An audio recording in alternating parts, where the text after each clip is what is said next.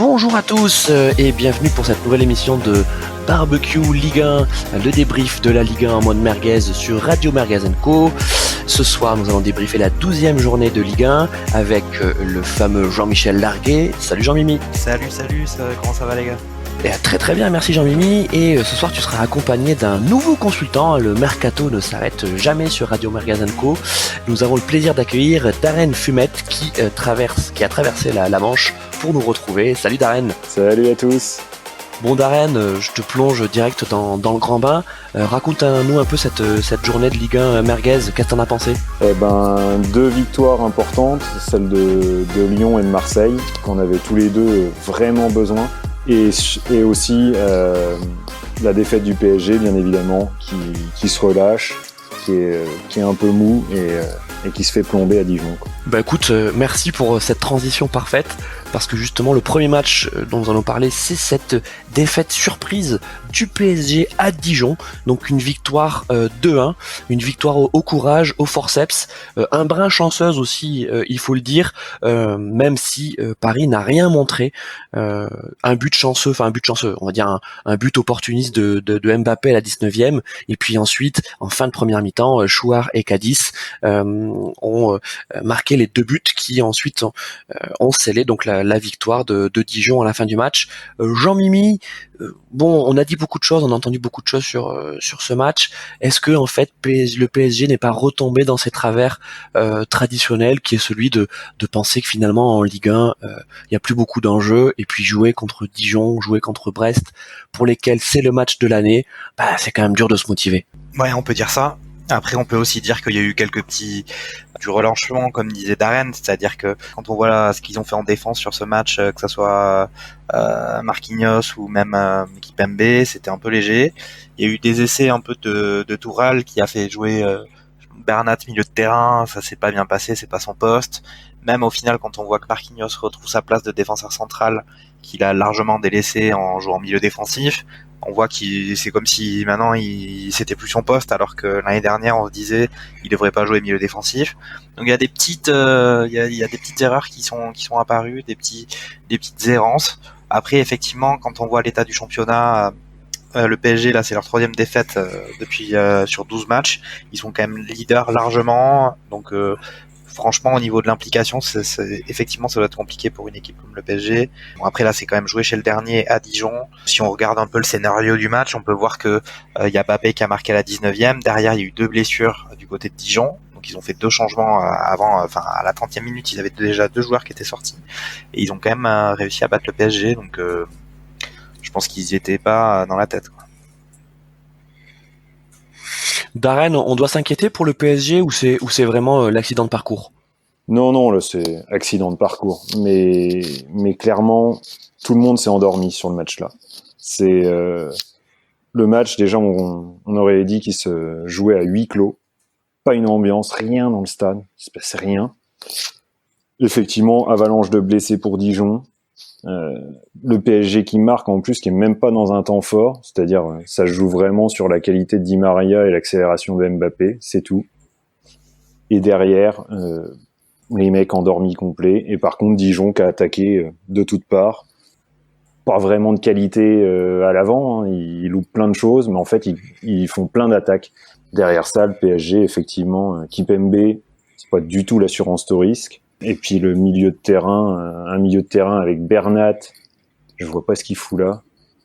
Paredes, il faut aller au combat dans une équipe contre Dijon, c'est pas du tout bon. Paredes, c'est bien que si tu mènes et que tu veux faire circuler le ballon, ça peut être bien s'il est juste. Et ouais, non, vraiment du relâchement. Après, c'est pas inquiétant, c'est Dijon, il y avait aucun enjeu. Dans tous les cas, ils vont rouler sur la Ligue 1. Ça changera rien au résultat final de la Ligue 1, quoi.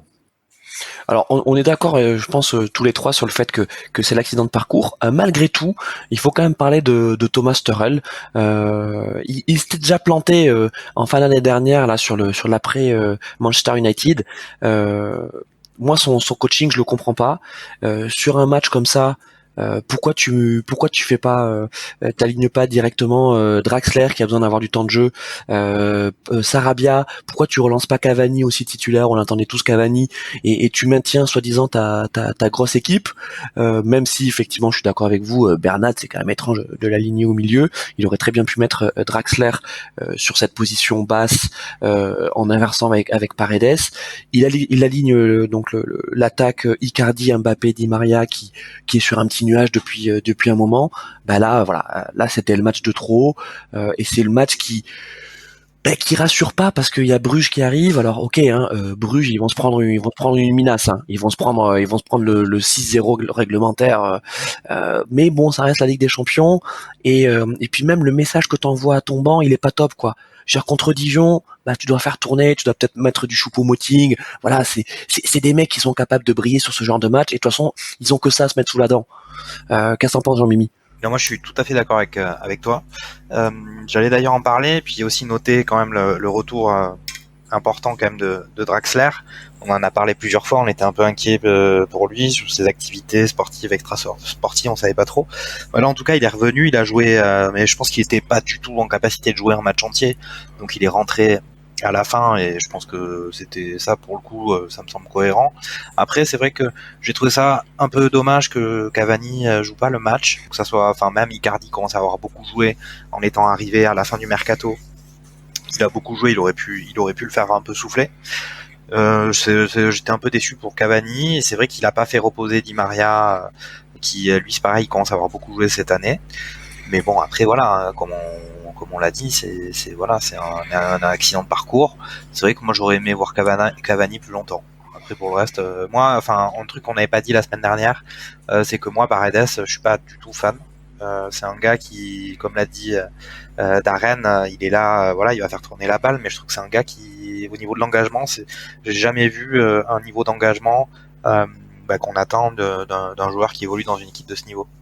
Alors oui, bah d'ailleurs en parlant de Paredes, il faut absolument regarder le but, donc le second but et sa non défense sur donc le but de Cadiz. Alors le dribble de Cadiz est joli, hein, c'est une belle action, mais alors Paredes, il fait une espèce de, je sais pas, je pense que même sur PES 2006, les défenseurs, en fait, les gestes des défenseurs étaient plus fluides que le sien. En fait, tu sais, il fait une espèce de coup d'épaule, de faux petits pas. Ouais, il faut absolument regarder ça. Enfin, c'est incroyable, quoi. Mais il faut quand même dire que Paredes c'est pas un mur, quoi.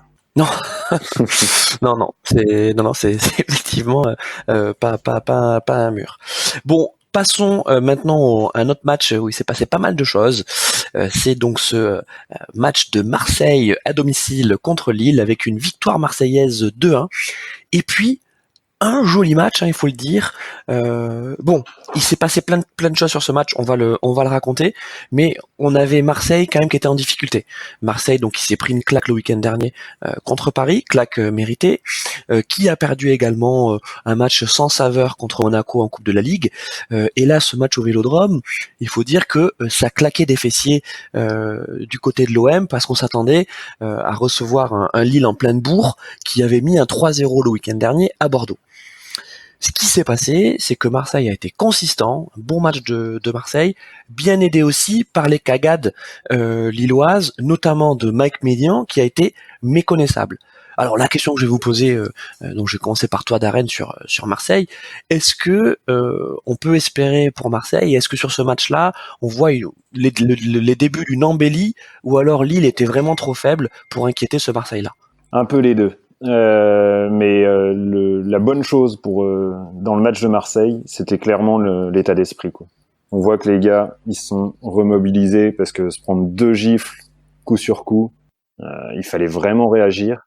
Marseille, match de combattants, les mecs prennent 2 gifles coup sur coup et là on a vu de la réaction au niveau état d'esprit. Franchement, super état d'esprit de toute l'équipe, j'ai trouvé. Vraiment, tout le monde se battait jusqu'au bout. Match assez incroyable, même niveau état d'esprit. Après, ça manque de justesse technique et le jeu, c'est pas super bien élaboré, quoi. C'était vraiment un match de combattant, mais au moins déjà pour aller chercher une victoire importante, c'était déjà le bon état d'esprit. Jean-Mimi, ton avis sur ce Marseille, t'es d'accord avec Darren, les valeurs du combat sont revenues à Marseille? Ouais, je pense que c'est vraiment la chose qu'on peut dire sur ce match. Après, pour le coup, là, ils étaient vraiment sur une série très compliquée, et d'ailleurs, ça va encore continuer le week-end prochain, puisqu'ils vont jouer contre Lyon, qui eux aussi, ils ont encore beaucoup de choses à prouver. Ils ont pris 4-0 contre Paris, ils ont perdu contre Monaco, à chaque fois sur des matchs où, pour le coup, ils étaient clairement dominés. Et là, ils arrivaient à domicile avec Lille, et puis ils ont fini par l'emporter avec un état d'esprit où ils étaient vraiment remontés. Ils ont dû bien se préparer pour ce match, se dire que vraiment c'était le match qu'il fallait faire. S'ils avaient fait s'ils avaient perdu ce match-là, je pense que clairement on se serait vraiment posé énormément de questions sur Bradley Cooper quant à sa capacité à tirer le meilleur d'un effectif assez limité. Et là, ce qu'on peut voir, c'est qu'il y a des joueurs qui sont revenus et qui ont fait des bonnes prestations, et qui étaient bien engagés aussi. Sanson, Amavi, c'est des joueurs qui ont fait des bons matchs. Il y a aussi peut-être le retour de Payet quand même, qui surtout au Vélodrome donne de la consistance au jeu de Marseille. Et en fait, ce gars-là, comme il peut faire plus la différence que ceux qui étaient à sa place, plus difficile pour les adversaires de gérer ça. Bon, en revanche, ce qu'on peut quand même dire, c'est que Lille, mais à l'image du championnat en fait, c'est que c'est un peu difficile. Il y a pas de constance dans le niveau. Lille, ils ont quand même ils sont en grosse difficulté à l'extérieur de façon générale. Et là, pour le coup, ils ont perdu. C'était pas, c'est logique. Et pour autant, c'est une équipe qui est censée justement être sur le podium du championnat, puisque de toute façon, ils jouent la Ligue des Champions. Donc, mais ils y arrivent pas. Ils y arrivent pas. Je sais pas. Après, ça peut être les erreurs du gardien, ça peut être aussi une attaque en berne. Là, Rémi a pas été bon sur ce match. Alors, juste avant de passer sur Lille, restons sur Marseille. Vous avez certainement vu passer cet article de l'équipe sur Amavi, avec le renouveau d'Amavi, qui effectivement est pas mal depuis deux matchs. Enfin, deux matchs, c'est compliqué, hein. Je veux dire, deux matchs, ça veut dire le match contre Monaco, où effectivement il a été peut-être un des seuls à être pas trop mauvais, parce que c'était quand même assez la cata du côté de l'OM contre Monaco. Et là, il a effectivement été pas mal. Bouba Camara replacé donc en milieu défensif, qui était plutôt bon, hein, contre Lille. Donc ça, on peut le mettre aussi au crédit de Villas-Boas, tactiquement parlant. Et puis le retour, hein, d'Alvaro González, ce défenseur espagnol, qui est pas le défenseur le plus élégant de la terre, mais qui correspond bien à l'esprit que Darren a décrit, celui du combat. Qui on peut mettre encore en avant sur ce bon match marseillais, et sur l'éventuel, comment on pourrait dire, embelli en tout cas sur le plan du comptable de l'OM, Darren? Qui c'est qui t'a plu dans cette équipe de l'OM? Malheureusement, je resterai sur ce que t'as dit. C'est-à-dire que, clairement, à ma vie, incroyable, il fait un super match. Camara, dans ce poste de 6, il a été partout. Il a rien loupé. Il a tout coupé. Il a été vraiment extraordinaire. Par contre, derrière, si on peut quand même parler de Rongier et Sanson, du coup, d'avoir un Camara comme ça très solide juste derrière eux, ça leur a permis de monter un peu plus, de participer un peu plus au jeu. Par contre, devant, ça manque encore clairement de justesse technique, quoi. Payet qui revenait seulement, Benedetto et Sarr, ça n'a pas été extraordinaire. Clairement, je pense que quand Thauvin va revenir, ça va être bien pour l'OM, parce qu'ils vont gagner en justesse technique et en habilité devant le but, pardon.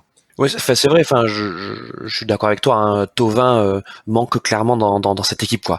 Voilà, on parle plus beaucoup de lui parce qu'effectivement il est blessé, mais ça manque, quoi. Je veux dire, Sarr et Radonjic, c'est gentil, mais c'est gentil pour la Ligue 1, quoi. Et encore. Parlons de Lille, hein, Jean-Mimi, donc t'as déjà commencé à en parler. On doit le dire, hein, les deux buts que prend Lille, c'est une bourde de enfin c'est une bourde. Voilà, c'est une faute de main de Maignan, et sur le but de Sanson, et puis ensuite un CSC de Gabriel. C'est un but gag, hein, c'est un truc, ça lui rebondit sur, je sais pas, sur la tête ou sur l'épaule, et ça arrive ensuite équerre. Il y a pas grand chose à dire sur ces buts-là. Mais bon, voilà, Lille c'est quand même moins bon. Ils ont mis un 3-0 contre Bordeaux la semaine dernière et il y avait absolument rien à dire. Moi, il y a un joueur que je trouve en dedans depuis un moment, c'est Ikoné, hein. il connaît en fait l'équipe de France, ça lui a pas fait du bien. Alors je sais pas si ça lui est monté à la tête ou je sais pas quoi, mais il connaît, c'est devenu un joueur lambda du championnat de France, hein, Jean-Mimi. Ouais, c'est ça. Bon, après, faut quand même noter aussi que en Ligue des Champions, c'est lui qui a marqué à la dernière seconde contre Valence. Ouais, ça, ils auront, c'est ça. Ils auront la Ligue Europa grâce à lui, quoi. C'est un exploit individuel, donc ça veut quand même dire qu'il est capable de faire la différence. Après, c'est vrai que ses performances, depuis qu'il a joué avec l'équipe de France, elles sont nettement inférieures en qualité. Mais je pense que c'est pas que lui, hein, c'est cette équipe de Lille. Alors peut-être qu'ils sont dans un peu un problème physique. Je sais pas ce qui se passe, mais c'est un peu toute l'équipe qui a du mal à s'en sortir ou à dégager des prestations, même contre une équipe comme Marseille qui est complètement prenable. Franchement, ils n'ont pas été là. Enfin, en tout cas, ils sont censés rivaliser largement contre Marseille. Après, que dire, là, on peut aussi quand même dire une chose qu'on n'a pas dit sur Marseille, c'est que il n'y avait pas Strootman Strootman n'était pas titulaire. Donc peut-être aussi, on a pu voir Camara sans son Rongier, c'est peut-être une triplette qui va bien fonctionner. Et Strootman, malgré son salaire, il va rester sur le banc. Mais du côté de Lille, on peut dire quoi? On peut dire que André, pour l'instant, il fait un début de saison assez correct. Après, voilà, à l'extérieur, ils n'y arrivent pas. Là, Rémi, il n'a pas été bon. Il a été remplacé par Osimhen, qui n'a toujours pas marqué à l'extérieur, il me semble. Et puis voilà, enfin, c'est une déception quand même, Lille, depuis le début. Ouais, enfin, je vais te demander, Darren, de donner ton avis sur cette équipe. Alors, il y a quand même des satisfactions, hein, le petit Turc Yazizi, c'est pas mal, hein. Il fait un début de saison qui est pas mauvais, hein, Darren. Ouais, c'est correct. Effectivement, moi j'aime aussi beaucoup, comme a dit Jean-Michel, André. Je trouve que il s'est bien adapté à l'équipe. Après, Lille, ils se sont fait quand même un petit peu dépouiller par rapport à la saison dernière, donc se remettre en route. Ils ont eu la chance de tomber sur un Osimhen qui effectivement marque plein de buts à la maison, mais à l'extérieur ça marche pas. C'est encore, je pense que Galtier cherche encore pas mal de choses quoi sur son équipe. Quoi. Yazizi, il y a des matchs, il est un peu mou quand même. Ouais. Merci Jean-Mimi. Mais exactement, c'est ça. Il est pas toujours. Il fait pas que des fulgurances, quoi. Il se cache un peu, quoi. Ouais, c'est ça, il est recroquevillé sur lui-même. Juste pour terminer sur Lille, oui, donc Jean-Mimi, concernant Cheka, bon, on a hâte quand même de le revoir sur le terrain parce qu'il faisait partie de cette équipe qui l'an dernier a terminé deuxième. On aimerait bien le voir avec André ou avec Soumaré. Qu'est-ce que t'en penses de Cheka? Il a les moyens de revenir, hein, il est en pleine forme, hein, mais il est juste revenu de blessure en octobre. Bah et justement, il revient de blessure, donc il va pas s'installer immédiatement et durablement dans l'équipe. Il faut encore que il le teste. Après, je pense que Lille, en l'état de leur performance, je pense que Galtier, ça lui va très bien d'avoir un effectif sur lequel il peut faire un peu tourner et tester des nouvelles choses. Donc je pense qu'il faut qu'il saisisse sa chance, Cheka. Parfait. Bon, mais merci pour ce débrief merguez donc sur ce match qui n'a pas manqué d'attrait. Et on va enchaîner. Donc on va passer rapidement. Je vous propose Amiens-Brest. Voilà, victoire de 1-0 d'Amiens. Amiens a rendu la monnaie de sa pièce à Brest en gagnant un match à la brestoise, c'est-à-dire un match sans saveur avec une action qui sort de nulle part et ensuite ils ont mis le bus devant le but. Donc je pense que les spectateurs du stade de la Licorne à Amiens se sont régalés, comme d'habitude d'ailleurs à Amiens. Par contre, parlons d'Angers-Strasbourg, parce que donc Angers a gagné 1-0 contre Strasbourg, et Angers est deuxième de la Ligue 1 à 7 points du PSG. Waouh! Qu'est-ce que ça t'inspire, Darren? Ça m'inspire une certaine faiblesse quoi, du championnat quand même, parce que Angers, je crois qu'ils n'ont pas gagné leurs 4 derniers matchs. Ils ont fait deux nuls et 2 défaites et ils sont quand même là quoi. C'est quand même un peu inquiétant. Après Angers, ils font toujours des bons recrutements, ils ont toujours des super joueurs qui sortent, des super joueurs Ligue 1 qui sortent d'on ne sait où, mais voilà, c'est pas excellent et ça fait peur de les voir en haut du classement et surtout confortés par une victoire contre Strasbourg qui est complètement dans les choux depuis le début de la saison quoi. Ils ont fini un peu rincés avec leur coupe l'année dernière ils sont toujours pas remis de tout ça, quoi. Ah ouais, Darren, on va parler de Strasbourg juste après. Je vous refais un point de classement. Donc effectivement, donc le PSG est à 28 points, à 27 points. Angers donc à 7 points, à 20 points. Nantes troisième à 19 points. Marseille également à 19 points. Donc Marseille est quand même quatrième, hein. Lille juste derrière à 18 points. Bordeaux, on va aussi parler de Bordeaux, 18 points. Reims 18 points. Saint-Etienne 18 points. Brest 17 points. Lyon 16 points, donc c'est-à-dire que Lyon en fait ils sont à 4 points de la deuxième place, hein. Montpellier pareil est enfin c'est dingue, je vais pas vous faire le reste, mais quand on arrive donc jusqu'à par exemple Monaco qui est 15e à 15 points, en fait ils sont à 5 points de la deuxième place. Donc cette deuxième place d'Angers, elle est anecdotique, hein, Jean-Mimi, on est d'accord. Ah, on peut surtout dire que là le championnat il est pas du tout fait. Il y a, comme tu l'as bien noté, là il y a 9 points entre le deuxième du championnat et le dernier du championnat. Donc ça veut dire que on peut faire comme si dans nos analyses on avait des certitudes et tout, mais en fait à chaque journée de championnat les cartes elles sont complètement rebattues. On voit qu'il y a aucune équipe qui arrive à être constante. Là, enfin au final si on analyse les résultats sur les 5 dernières journées, la seule équipe qui a de la constance, on oublie le PSG, c'est Saint-Etienne qui vient de changer d'entraîneur. Parce que eux, ils sont sur, ils doivent être sur 4 victoires sur les 5 derniers matchs. Alors que les autres, quand on voit un Monaco, même là justement Lille, ils alternent victoire et défaite. On n'arrive pas à comprendre en fait le niveau exact et on va dire le niveau plancher de chacune des équipes de ce championnat. Parce que effectivement, là, à Monaco, on pensait que tout était reparti à fond. Ben, là, sur cette journée-là, c'est plus compliqué. Enfin, après, on va en parler de ces matchs-là, mais il n'y a pas de vérité. C'est-à-dire que si on veut faire l'émission, eh ben, on est obligé de regarder ce qui s'est passé parce que ça sera certainement pas la même chose que la semaine dernière. Ouais, enfin, tu vois, moi, enfin, on aime bien Angers, hein, on n'a rien contre Angers, c'est une équipe très sympathique de la Ligue 1, mais tu vois, enfin, il y a un mois, Angers, jouait à Paris et se prenait un 4-0 dans les dents. Donc c'était le 5 octobre, et un mois plus tard, Angers est deuxième de Ligue 1 et gagne 1-0 contre Strasbourg. Et d'ailleurs, pour parler de Strasbourg, donc je vais te laisser la parole sur ce sujet d'Arène. Ils ont été assez malchanceux quand même sur ce match, hein, parce que ils sont maladroits en attaque, mais ils ont montré plus de choses contre Angers que dans certains matchs. Donc Strasbourg, ok, c'est pas très bon, ça c'est clair, et il faut s'inquiéter, mais il y a quand même des signes positifs sur ce match-là, n'est-ce pas, Darren? Alors là, les gars, j'ai pas du tout Angers, Strasbourg, j'ai pas grand chose. Bah moi je peux. Ok. Je peux Vas-y, tu veux merguezer Jean-Mimi? Vas-y, Jean-Mimi, merguez-nous bien. Strasbourg, n'empêche qu'à l'extérieur, ils n'ont pas encore marqué un seul but. Là, quand on voit le match, bon, ok, Angers, effectivement, c'est sûr qu'on s'attend pas à ce qu'ils soient en Ligue des Champions l'année prochaine, mais c'est quand même solide. Là, quand on voit le but qu'ils ont marqué, c'est un penalty. Il y a une faute d'Ajorc sur Santa Maria. Ah, il faut la voir, hein.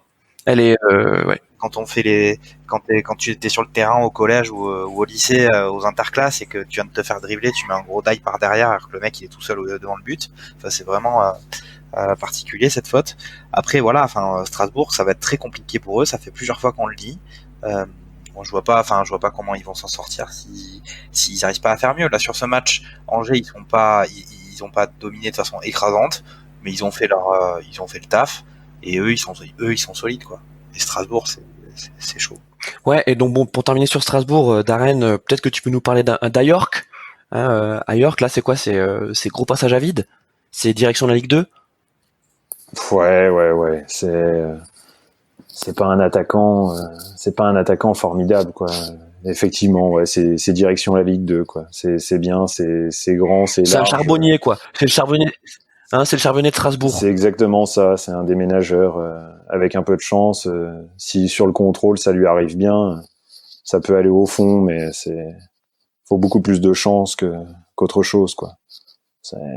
Tu peux pas espérer grand chose avec ça, quoi. Et ceux qui étaient un peu bons à Strasbourg, comme Kenny Lala l'année dernière, ou ce genre de joueurs, j'ai l'impression qu'ils sortent pas la tête de l'eau cette année, quoi. Ouais, Jean-Mimi, Kenny Lala, il est passé où là? Il est plus là, hein? Bah, il a pas joué déjà, je pense. Ah si, et ouais, non, il est rentré, je crois. Bah écoute, non, mais je pense que c'est comme l'a dit, comme on a parlé un peu d'Arène, je pense que ils ont du mal avec l'effectif qu'ils ont, qui est quand même si on prend la liste des équipes de Ligue 1, ils sont certainement pas aux premières places. En plus, ils ont la Coupe d'Europe qui, je pense, les sabote.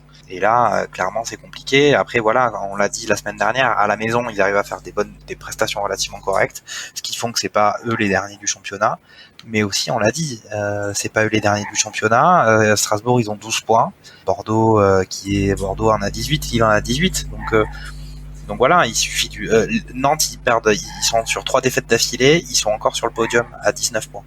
Donc, on sait jamais, mais le niveau, clairement après, oui, voilà, on n'est pas fan de Strasbourg, en tout cas, les voir jouer, c'est pas un grand plaisir. Nouveau match merguez de cette 12e journée qui décidément en a eu beaucoup, c'est ce Metz-Montpellier avec un match nul, donc 2-2 entre Metz et Montpellier, et un match où il s'est passé pas mal de choses, parce que les Messins ont longtemps mené au score. Ils ont eu également la maîtrise de la rencontre, on peut le préciser, mais Montpellier, voilà, dans cet esprit un peu fou, dans cette, voilà, dans ce revival, comment on pourrait dire ça, de Loulou, Nicolin là, qui, voilà, ça c'est pendant 10 minutes, c'est parti un peu en football champagne, et ils ont marqué 2 buts, dont un superbe but. Je vous invite à le voir de Delors sur un rush sur le côté où il transperce en fait la défense messine et il met une espèce de minace entre le gardien et le poteau. Enfin, je vous invite vraiment à voir ce but. Bon, qu'est-ce qu'on peut dire, c'est dommage pour Metz qui pouvait tenir une belle victoire là et qui en a bien besoin dans ce championnat. Et puis Montpellier, j'aimerais bien aussi avoir votre avis sur cette équipe qu'on a du mal à identifier, qu'on a du mal à cerner. Je pense que les parieurs qui essaient de faire des paris sur Montpellier ne gagnent pas beaucoup d'argent. Darren, par exemple. Mais belle réaction de Montpellier, très belle réaction de Montpellier. Effectivement, ouverture d'Hilton et Delors qui se bat bien pour aller marquer le but. Effectivement, c'est assez joli. Et moi, ce que j'aime bien à Montpellier, c'est que Savanier, là, il est en train de prendre ses marques. Et je pense que ça va donner quelque chose de bien parce que à Nîmes, il était quand même capital dans l'équipe et il a vraiment montré des belles choses. Et sur le deuxième but, c'est lui qui fait l'ouverture. Voilà, une belle réaction de Montpellier, surtout à l'extérieur. Assez joli de marquer 2 buts comme ça en 6 minutes, même si c'est face à Metz, que Metz, c'est pas terrible. Revenir à 2-2, c'est vraiment bien, quoi. Ouais, Jean-Mimi, pour rester sur Montpellier, ça marche bien ce milieu là avec Savanier, Damien Le Tallec, un profil défensif, rugueux. Damien Le Tallec, c'est quand même un bon milieu défensif, et puis Savanier qui fait bien la transition entre le milieu et l'attaque. Ouais. Puis après, on peut parler. Ils ont quelques joueurs qui sont c'est plutôt sympa. Mollet, Souquet, c'est cool. Après, même en défense, enfin, c'est toujours intéressant cette équipe de Montpellier parce qu'ils ont une équipe assez marrante avec Hilton, Mendes, Congré qui font les 3 défenseurs derrière dans le système d'Arzakarian. C'est assez rigolo quand même parce que c'est un peu les vétérans qui ont un peu, je sais pas combien ils ont fait de matchs de Ligue 1, mais ils en ont fait un certain nombre. Hilton, je pense qu'il doit avoir 40 ans maintenant ou 39 ans. 41 ans. 42 ans. C'est quand même impressionnant. Enfin, même Montpellier, là, ils sont eux pour le coup, on peut dire pour moi, ils sont à leur place en étant dans le milieu du championnat, 10e, 11e, c'est, je pense, à peu près le mieux qu'ils peuvent attendre. Moi, ce que j'apprécie dans cette équipe de Montpellier, j'aime pas beaucoup le style de jeu de Derzakarian, mais il y a quand même un dynamisme et une volonté qui, justement, comme vous l'avez dit, peut être symbolisé par Delors, qui, c'est un gars, on en a déjà parlé plusieurs fois, mais qui est toujours engagé dans ses matchs. Là, il marque un beau but.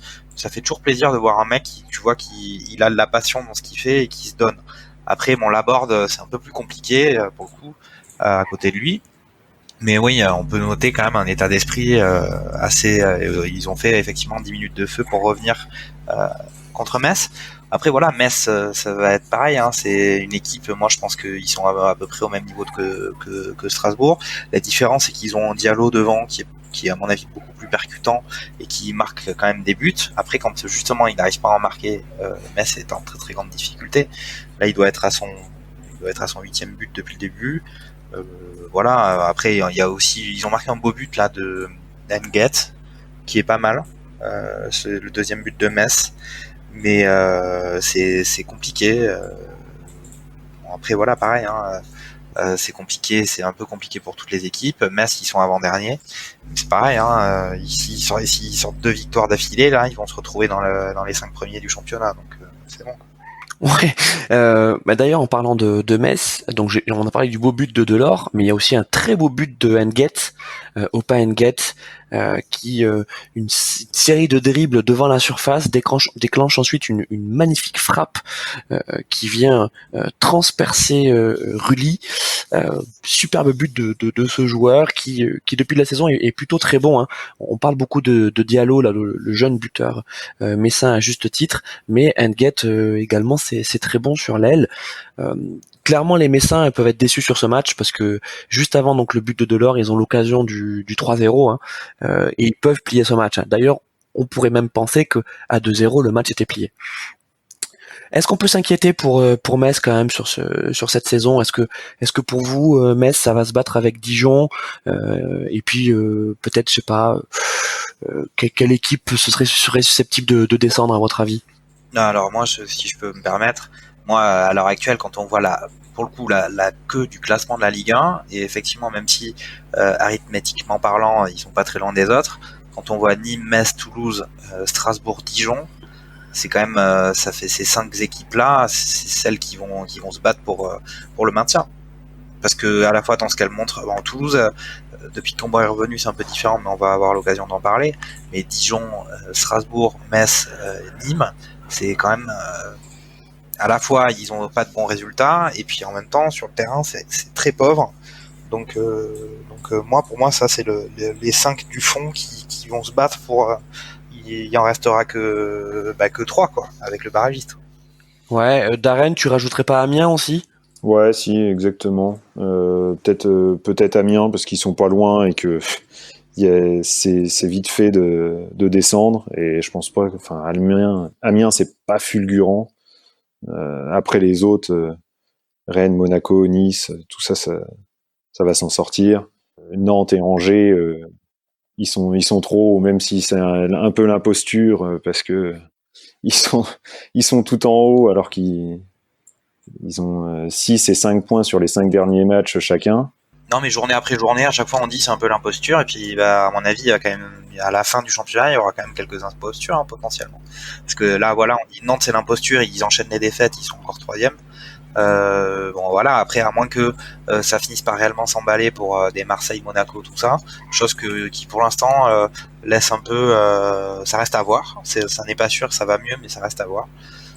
Voilà, il y a Lyon aussi qui vont remonter, mais après voilà, je pense que voilà, la liste Toulouse, Metz, Nîmes, Strasbourg, Dijon, on peut en ajouter quelques-uns, oui, effectivement, peut-être un Amiens ou peut-être un Brest, mais là, je trouve que quand on fait cette liste-là de cette façon, on ajoute un peu les clubs où on s'attend à ce qu'ils soient pas très performants, et pour l'instant, on peut s'attendre à rien du tout vu les matchs journée après journée.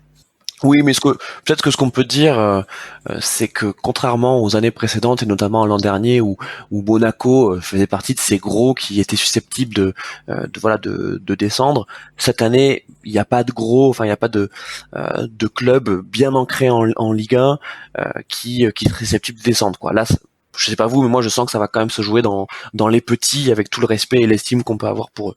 Ouais, c'est certainement ça. Effectivement, Monaco, c'était un problème de rodage avec beaucoup de changements, mais ça va remonter dans le classement. Rennes, ils vont toujours finir 10e, mais ça va remonter un peu. Et par contre, oui, les Metz, Nîmes, Strasbourg, Dijon, ça va pas être très joli, quoi. En parlant de clubs qui remontent, un des matchs aussi importants de cette 12e journée, c'est le Toulouse-Lyon, avec la victoire 3-2 de Lyon. Pareil, un match un peu foufou, et une victoire arrachée à la 95e par Depay pour son doublé, qui a mis un beau but, hein. Il met un beau but, belle série de dribbles dans la surface, et puis il termine d'une frappe croisée, 95e. D'ailleurs, il est tellement fou de joie qu'il saute devant les ultras lyonnais. Bon, un peu sévère pour Toulouse, parce que Toulouse bon, profiter d'un nouveau CSC de Lopez. D'ailleurs, faudra qu'on en parle de Lopez parce que ça va pas très bien depuis ce match à Benfica. Il a peut-être pris trop de Porto. Ce sera à vous de me le dire. Et puis bon, côté Toulouse, beau match de Sanogo. On peut peut-être se demander d'ailleurs dans le coaching de Camboiré pourquoi Camboiré sort Sanogo à la 60e minute alors qu'il avait été très bon avant. Donc mon petit Jean-Mimi, je te laisse commencer. Tu parles de qui tu veux en premier, Toulouse ou Lyon? Bah, je vais parler un peu de Toulouse parce que bon, Lyon, il y a vraiment beaucoup de choses à dire, mais moi, je suis un peu triste pour Toulouse. Ça fait 2 matchs qui perdent dans les arrêts de jeu. Donc il y avait Rennes la semaine dernière, et là c'est maintenant le tour de Lyon. Clairement, oui, Sanogo, il a fait une belle prestation. Puis ça fait plusieurs matchs qu'il marque et qui nous fait sa petite panthère là sur la pelouse. Mais le gros point faible de Toulouse, paradoxalement, avec le nouvel entraîneur, avec Camboiré, c'est quand même la défense. Où la défense est très très compliquée. Là, sur les buts, le deuxième but de Dembélé, c'est vraiment une défense apathique, alors que bon, voilà, Dembélé, on le connaît aussi, hein, on commence à savoir qu'il faut quand même se bouger pour l'arrêter. Voilà. Après, bon, le but de la victoire de Depay, clairement, c'est un exploit individuel, mais contrairement à ce qu'on pouvait penser, le Toulouse de Camboiré, il essaie de jouer, il a des prétentions offensives, et d'ailleurs, il marque des buts. Donc là, ils ont marqué 2 buts le week-end dernier, ils avaient marqué 2 buts aussi. Mais défensivement, ça tient pas à la route, surtout contre des équipes qui ont des individualités, comme Lyon en l'occurrence, et puis même contre une équipe comme Rennes qui était mort de faim pour avoir un résultat et sauver la tête de son entraîneur la semaine dernière. Donc c'est étonnant. Camboiré, en fait, contrairement à toutes les attentes, au final, il a l'air de privilégier plus l'offensif que la défense. Bon, c'est quelque chose d'assez c'est un peu du jamais vu à Toulouse sur les 10 dernières années, parce que avec le passage de Casanova, on n'était pas dans la folie comme ça. Voilà, Camboiré, en tout cas, il a envie que cette équipe-là marque des buts. Moi, je soulignerais que peut-être que ce qui manque aussi par rapport aux années précédentes, c'est un Gradel au top de sa forme.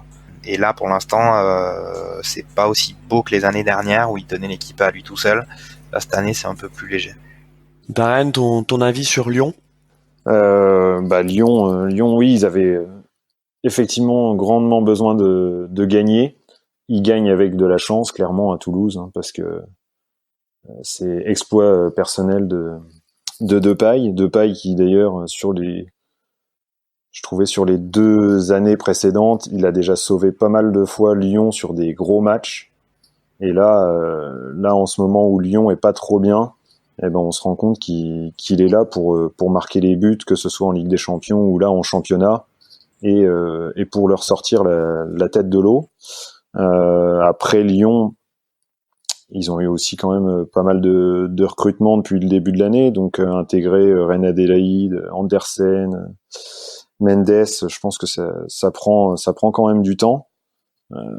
C'est pas encore bien rodé tout ça, mais c'est quand même une équipe qui est forte. Si Depay sort des choses comme il a sorti ce week-end, Dembélé devant, moi je trouve que c'est un super neuf, quoi. C'est un très très bon neuf. Après ceux qu'on connaît, les Toussard, Aouar, c'est pareil, c'est des très bons joueurs déjà avec ce qu'ils ont montré l'année dernière. Donc Lyon, ça va remonter. Pour moi, ça va remonter vraiment haut. Mais il est où le problème à Lyon en fait? C'est quoi le problème à Lyon? Parce qu'effectivement, enfin tu vois, quand on regarde la compo, quand on regarde les joueurs, enfin tu vois, le recrutement était intelligent. Il est où le problème à Lyon, quoi? Parce que normalement Lyon n'est pas censé faire 3-2 contre Toulouse, c'est pas possible. Jean-Mimi. Enfin là sur ça, bon 3-2 contre Toulouse, au final ils ont marqué 3 buts, ils en ont pris que 2 et ils ont gagné, c'était ça l'essentiel pour eux. Et puis c'est une équipe qui justement, c'est ça qui a précipité aussi le départ de Silvinho, c'est que à la base c'est une équipe qui fait du jeu et qui joue vers l'avant. Et c'était quelque chose qu'ils faisaient pas. Et là, il y a Garcia qui est arrivé. Et là, quand on regarde ce match-là, c'est un peu ce qu'ils ont essayé de faire. Il a quand même choisi de faire il avait 4 joueurs offensifs, Dembélé, Depay, Aouar, Reine Adélaïde. C'était plutôt consistant. Je pense que moi, je considère que c'est le milieu qu'on devrait voir de façon régulière du côté de Lyon. Après, les doutes qui n'ont pas été levés sur ce match, c'est clairement la défense, avec Andersen, Denayer, où ils ont quand même, ils ont pas la grosse charrette, mais ils ont une petite carriole quand même derrière eux. Et puis voilà, après tu l'as dit, la prestation de Lopez, effectivement, ça fait quelques matchs où alors que il tenait l'équipe, où dans les moments chauds, il était là pour faire la parade exceptionnelle qui permettait à Lyon de sortir la tête de l'eau ou de pouvoir continuer à respirer. Ben là, c'est lui qui commence à faire quelques boulettes. On peut voir aussi que il me semble qu'il était capitaine et on lui a plus ou moins retiré le brassard. Je pense que Garcia, il fait des essais pour voir un peu qui va être capitaine.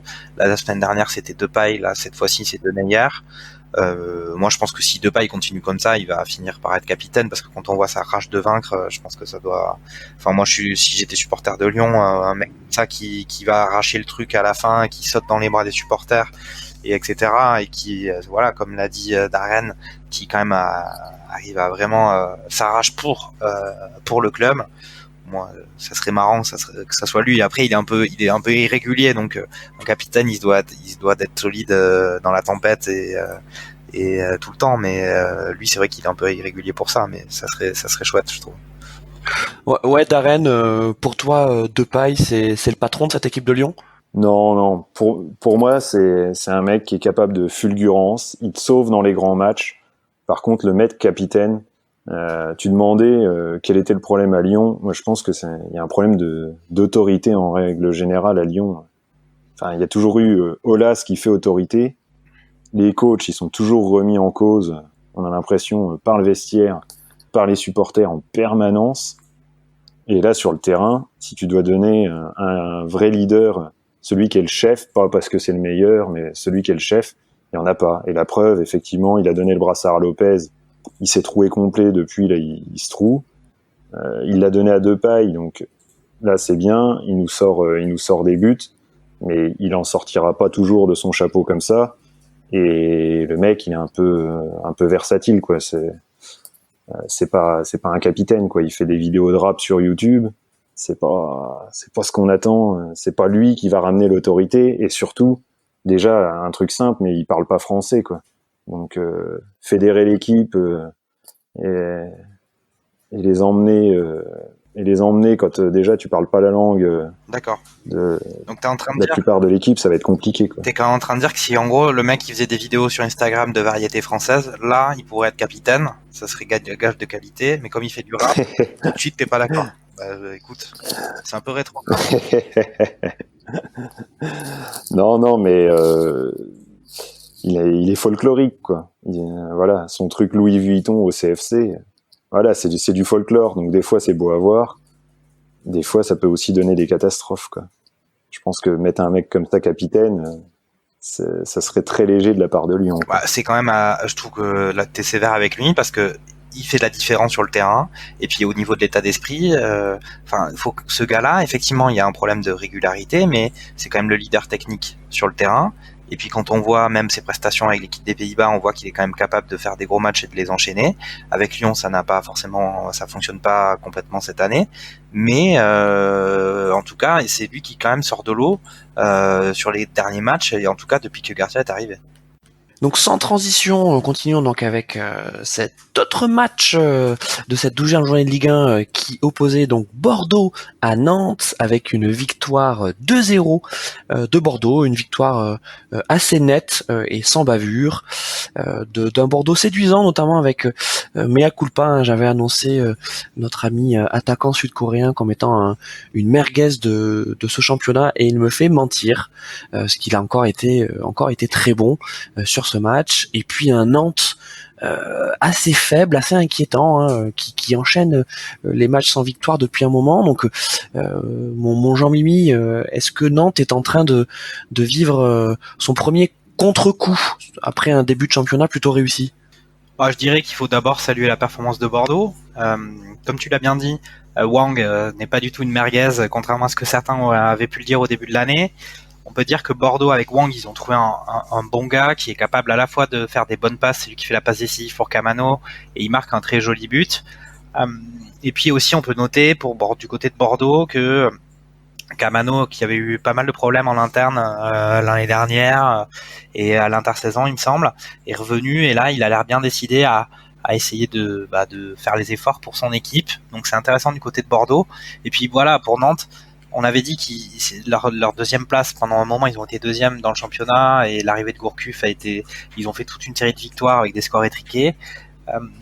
Ils étaient peut-être au-dessus de leur niveau, et là effectivement comme tu le dis, il peut y avoir un contre-coup. C'est vrai qu'ils ont un effectif qui est pas non plus de top niveau. Bon, il y a quand même pas mal d'équipes qui sont dans ce cas, mais eux, ils étaient aux avant-postes sur le début du championnat. Et là, les choses ont l'air de revenir à la normale.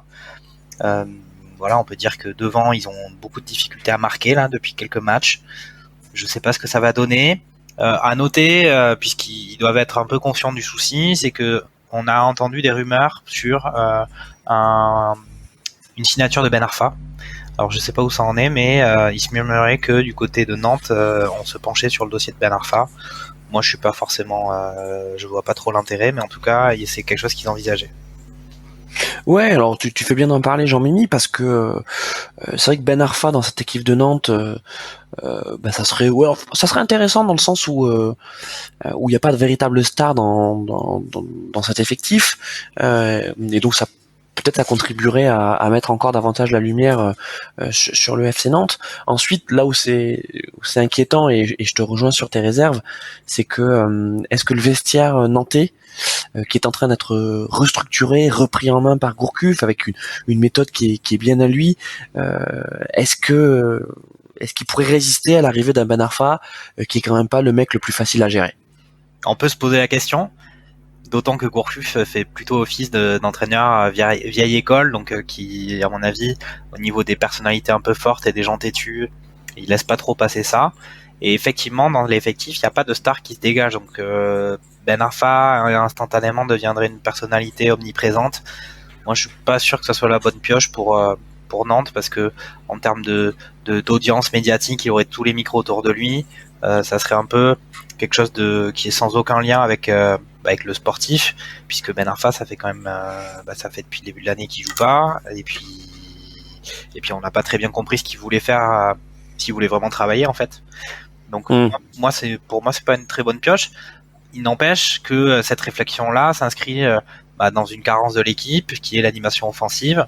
Alors ils ont Rongier qui est parti à Marseille, qui était pas forcément un numéro 10, mais qui en tout cas était la personne qui est un peu avait quand même un peu la technique dans l'équipe, que ça soit sur je pense qu'il tirait les coups de pied arrêtés, c'est lui qui faisait quand même les bonnes passes ou les premières passes qui libéraient les offensives. Ils ont plus trop ça maintenant. Ils s'en sortaient avec une grinta que Gourcuff avait amené, mais là maintenant il faut passer la seconde, et ils ont du mal. Bon, nos auditeurs auront remarqué que Darren Fumette n'est plus des nôtres. Alors, il n'est plus des nôtres sur cette émission, hein, sa connexion ayant définitivement rendu l'âme, mais il sera de retour pour une prochaine émission. Il vous embrasse tous. Voilà.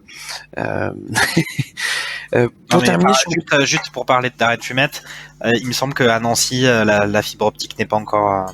elle est en cours d'installation, ça va venir, mais pour l'instant, il est en petite ADSL. C'est ça. Donc voilà. Donc apparemment, cet enregistrement a fait sauter les plombs chez lui et doit attendre donc l'intervention d'un technicien sous 3 semaines. Pour terminer sur Bordeaux, une équipe assez séduisante quand même contre Nantes, il faut le dire. Qu'est-ce qu'on peut penser de ce Bordeaux-là? C'est vraiment l'équipe sur courant alternatif. Franchement, je sais pas toi, je parie rarement sur ou contre Bordeaux, parce que pour moi c'est l'équipe injouable. Si tu ne sais jamais ce qui va se passer. Bon, alors ce qu'on peut dire tout de même dans les choses qui sont un peu on va dire certaines pour Bordeaux cette année, c'est qu'ils ont un peu musclé leur défense avec l'arrivée de Koscielny. C'est devenu assez sérieux. Ils ont Costil qui est quand même un gardien d'assez bon niveau en Ligue 1. On peut dire que défensivement ça va à peu près.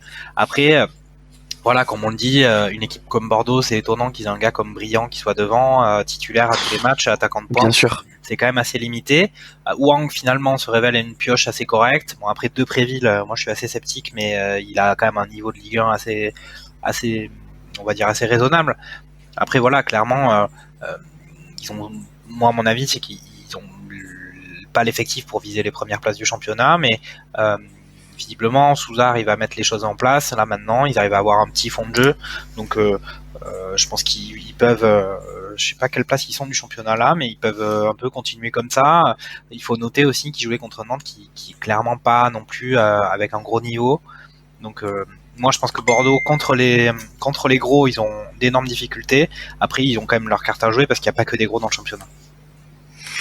Ouais.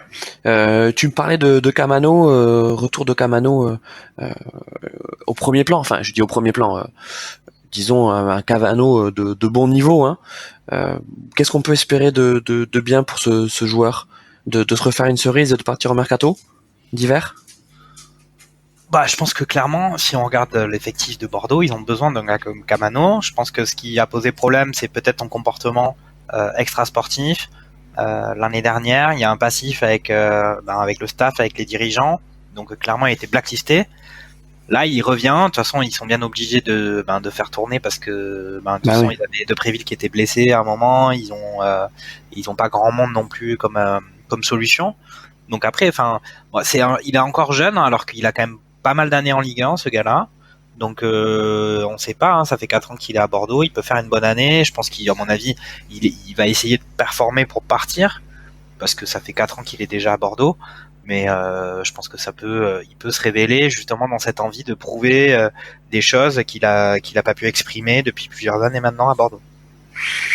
Nickel. Il a marqué 10 buts, il a quand même marqué 10 buts l'année dernière. Donc ouais, non mais enfin de toute façon tu te souviens, il a fait un début de saison canon l'année dernière, à tel point qu'il a intéressé Monaco, donc à l'intersaison, enfin Monaco qui, souviens-toi, avait débarqué Jardim en octobre, rapatrié Henry, et donc à l'intersaison ils étaient pas bien, et donc ils recrutaient à tout va.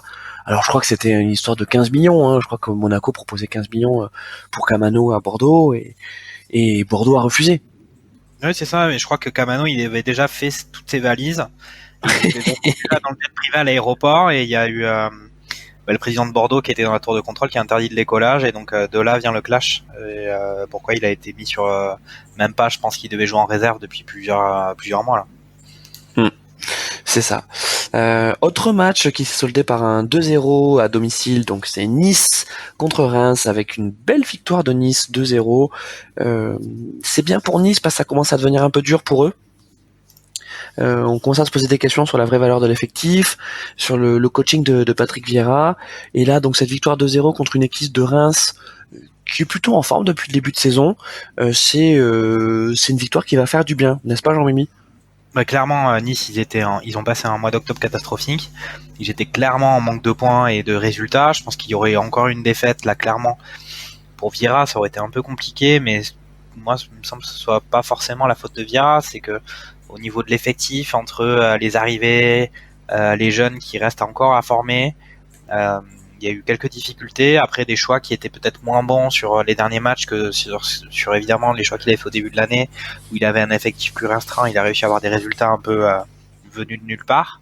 Là, maintenant, il y a tout le monde qui a l'air de revenir un petit peu, mais il y a certaines recrues qui jouent pas forcément très bien. Alors là, ils ont quand même été aidés sur ce match-là par un carton rouge. Ouais. Par un carton rouge assez tôt dans le match. Donc là, bon, il jouait pas non plus contre le Real de Madrid, il jouait contre Reims. Donc Reims à 10 pendant quasiment tout le match. Même pour Nice qui va pas très bien, c'était une proie qui était quand même assez accessible.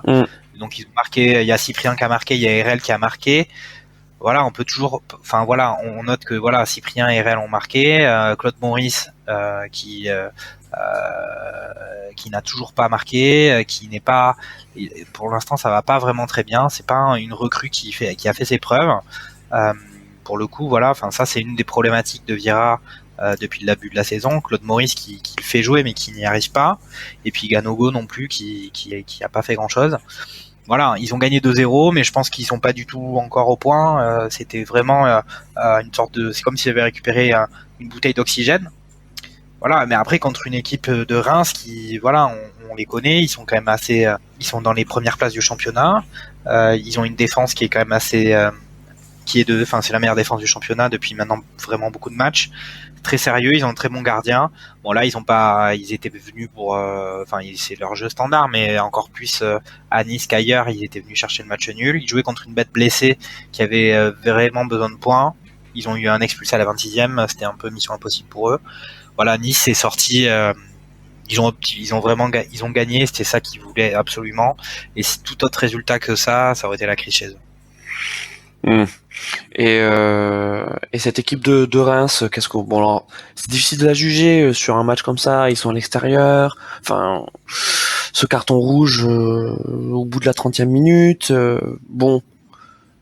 Il y a quand même des points positifs ou une défense solide. Bon, même s'ils en prennent deux là, on n'en parle pas assez. Mais c'est vrai qu'Abdelhamid, c'est quand même plus costaud.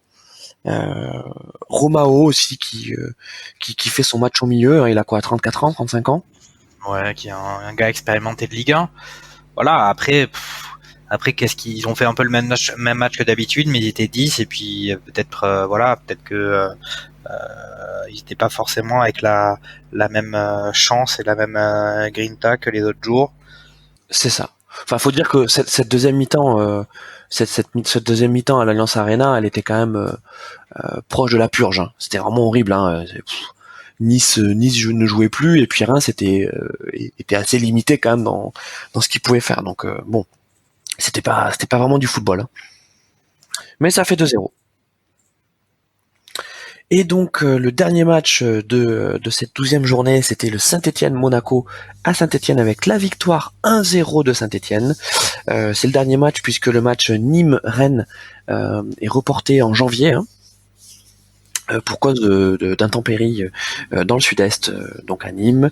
Donc pour parler de ce match Saint-Étienne-Monaco, coup dur pour Monaco, c'est coup d'arrêt suite à la belle remontée de Monaco, mais une équipe de Saint-Étienne solide. Est-ce que c'est l'effet Puel? Qu'est-ce qui s'est passé? On reconnaît plus Saint-Étienne? Alors ouais, on reconnaît plus Saint-Étienne. Il y a un effet Puel qui est indéniable. Après, la première chose qu'on peut dire sur ce qu'il essaie de faire à Saint-Étienne et qui réussit pour l'instant, c'est qu'il fait quand même une grande revue d'effectifs et beaucoup tourné. Il fait beaucoup confiance aux jeunes.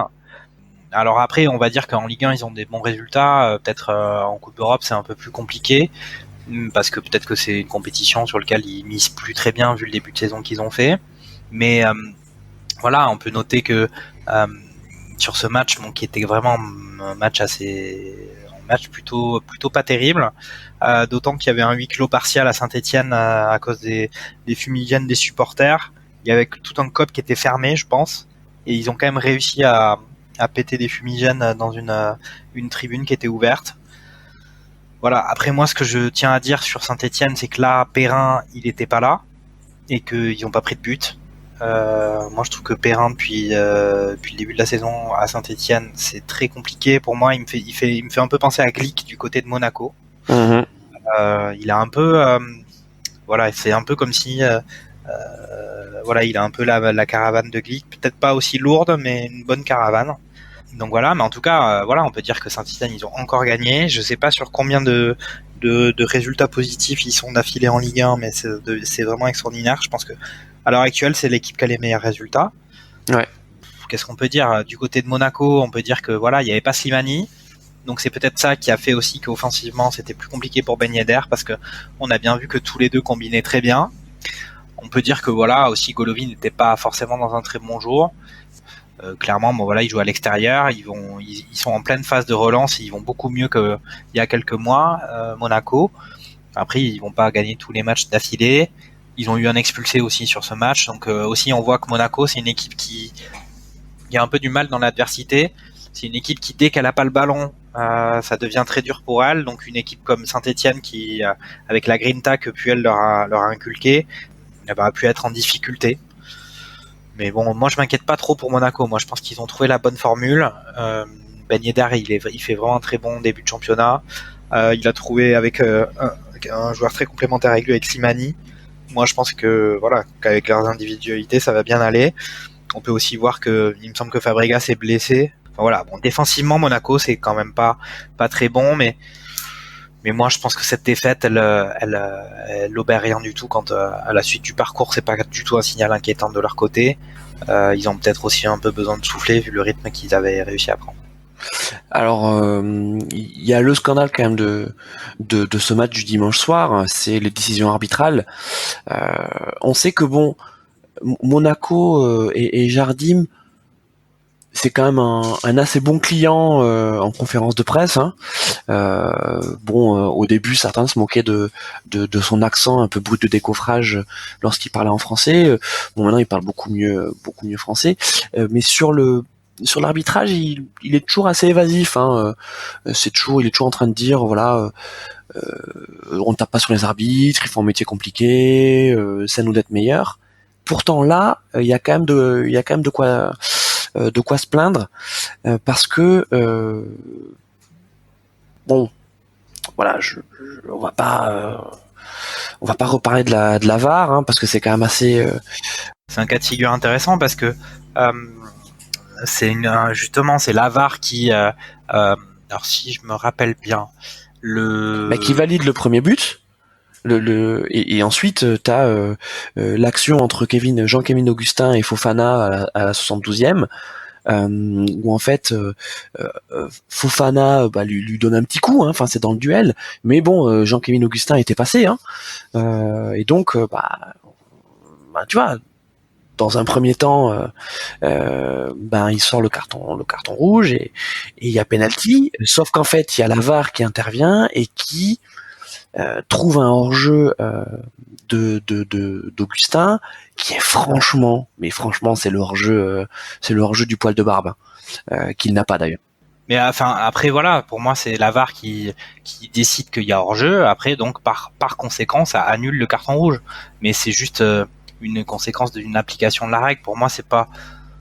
Ce qu'on voit, c'est que justement, avec une décision au millimètre près, on se retrouve à annuler des cartons rouges ou à valider ou pas valider des buts.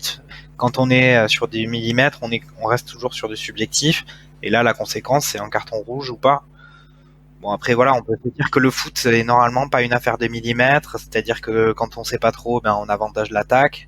Ouais, c'est ça. Alors en plus, c'est quand même étrange, c'est que bon, la VAR était à la rue, et puis l'arbitre aussi était à la rue, parce qu'en fait, sur l'action, il met un carton rouge à Fofana, alors que, ok, il y a faute, tu vois, mais tu mets pas carton rouge et penalty. Enfin, toi, c'est cette fameuse double peine dont on parle depuis des années, et on dirait que les arbitres n'ont toujours pas compris.